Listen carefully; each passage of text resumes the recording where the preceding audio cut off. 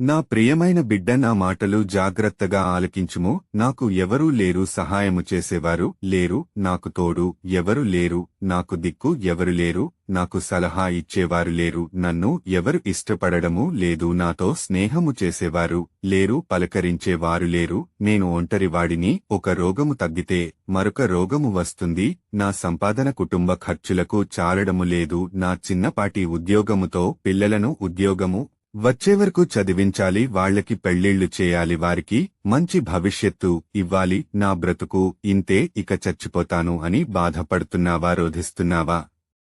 దుఃఖపడుతున్నావా? ఏడుస్తున్నావా? నా బిడ్డ, నీవు నాకు కావాలి. నిన్ను అందరూ వెలివేసిన నేను నిన్ను వెలివేయను, నిన్ను అందరూ అవమానించిన నేను అవమానించను. నీ స్నేహితులు నిన్ను వదిలిపెట్టిన నేను వదిలిపెట్టను, నీ బంధువులు వదిలిపెట్టిన నేను వదిలిపెట్టను, నీ తోబుట్టువులు నిన్ను వదిలిపెట్టిన నేను వదిలిపెట్టను, నీ అన్నదమ్ములు వదిలిపెట్టిన నేను వదిలిపెట్టను, నీ అక్క చెల్లెళ్లు వదిలిపెట్టిన నేను వదిలిపెట్టను, నీ తోటి కోడళ్లు వదిలిపెట్టిన నేను వదిలిపెట్టను, నీ తోడళ్ళుళ్ళు వదిలిపెట్టిన నేను వదిలిపెట్టను. నీ ఉద్యోగమునకు లిన నేను నీకు తోడుగా ఉంటాను, నీవు వ్యాపారమునకు వెళ్లిన నీకు తోడుగా ఉంటాను, వ్యవసాయమునకు వెళ్లినా నీకు తోడుగా ఉంటాను, కూలి పనికి వెళ్లినా నీకు తోడుగా ఉంటాను. నీ ఇంటికి నీకు ఏ తెగులు రాకుండా నేను కాపాడుతాను, ఏ అంటూ వ్యాధి రాకుండా నేను కాపాడుతాను. గాయపరిచే వాడిని నేనే, గాయమును కట్టేవాడిని నేనే. నీకు ఎవరు ఏ హాని తలపెట్టరు, నీకు ఎవరు కీడు తలపెట్టరు.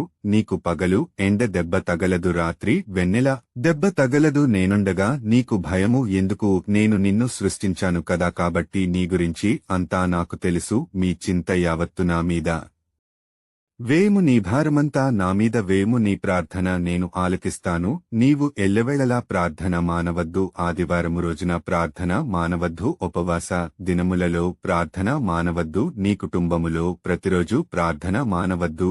నీవు ఏ పని చేసినా నేను నన్ను జ్ఞాపకమ చేసుకొనుము, నీ పక్కనే ఉంటాను. నిద్రించిన లేచిన ఏ పనికి వెళ్లినా నీవు తిననను, నీవు త్రాగనను, నీ ప్రక్కనే ఉంటాను. నిన్ను ఎల్లవేళలా కాపాడుతూ ఉంటాను. బాధపడకు, దోహకపడకు, రోధించకు, ఏడవకు. నీ కన్నీరు ఆనందభాష్పాలుగా మారుస్తాను. నీ దేవుడను నీ ప్రభుడనైన యేసయ్యను నీకు మాటి ఇస్తున్నాను.